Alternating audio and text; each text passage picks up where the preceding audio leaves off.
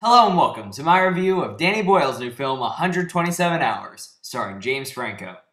So let's find out how a movie about a guy being trapped under a rock for 2 hours can end up being one of the most uplifting movies thus far this year. 127 Hours centers on carefree mountaineer Aaron Ralston, played by James Franco, who one day in a freak accident gets trapped under a rock in like a crevice and spends 127 hours desperately trying to escape. I was pretty excited for this film going in, but also kind of dreading it in a way, because I didn't really enjoy Danny Boyle's last film, which was Slumdog Millionaire. However, in this film, he really stepped up his game, and he's also really helped by one of the best performances of the year by a Mr. James Franco. James Franco really is incredible in this film. Much like Ryan Reynolds in Buried, it's pretty much a one-man show. And he pulls it off unbelievably. He conveys all the emotions, the fear, the anxiety, the sadness, as well as the self-reflection. And he just conveys it perfectly. You really feel for his character, despite not getting a whole lot of development. But despite that, just through Danny Boyle's direction and James Franco's performance, you feel like you get a full picture of this character, despite getting very little backstory into his actual life. I think James Franco absolutely deserves to get a nomination for Best Actor. I don't know about winning, just because I haven't seen all the movies this year, one. And I'm really pulling for Ryan Reynolds in Buried. I know he's not going to get nominated, but I still feel like that was a stronger performance because that was a one-man show. And that didn't have any stuff in the beginning with him outside in this film. Ryan Reynolds had to pull you in entirely on his performance. James Franco had a little bit more leg room, but they were still both incredible performances, and I'm not undermining James Franco in any way. If he won Best Actor, I would be perfectly fine with it, because he was great in this film.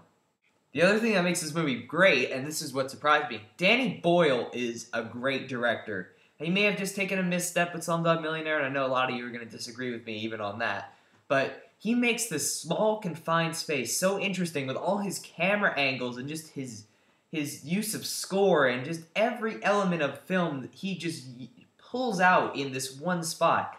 He has camera angles all over the place. The guy just is so interesting to watch make films. And it's kind of hard to describe. It's just so frenetic and energetic despite being in one spot.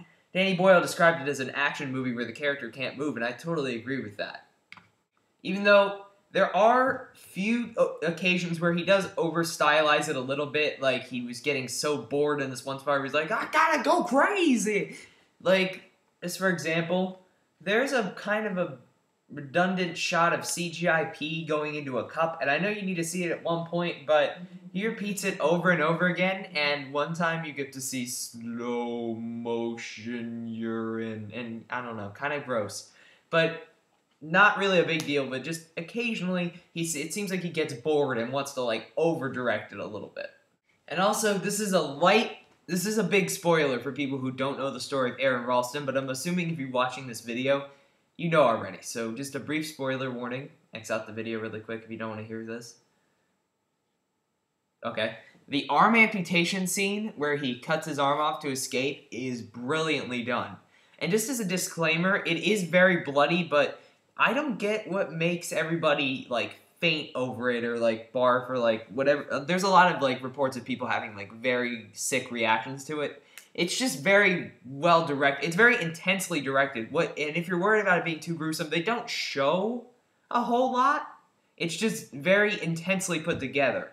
And it's tense because you feel the pain of what he's going through. But it's because of Danny Boyle's direction and not because of what they're showing you. But it's an incredible scene. You're just sitting there squirming in your seat like you're cutting your own arm off. Also, I thought the theme of exploring the fact that no man is an island by putting a man in an island type situation was just brilliant. And the way he reflects on himself in this film is just, it's not only fantastic acting, but fantastic filmmaking. Overall, 127 Hours is a great film. Uplifting, beautiful to look at, fantastically acted, not perfect just because of some little issues here and there with some directing and some pacing, but a very uplifting film, a very good film, a surefire nominee, if not win for Best Picture. I didn't think it was the best movie I've seen this year, but I'm sure it'll be on my top 10. 3.5 stars out of 4 for 127 hours. And if you enjoyed this review, subscribe to this channel because there's going to be plenty more reviews coming up. But not next week. No. Just no.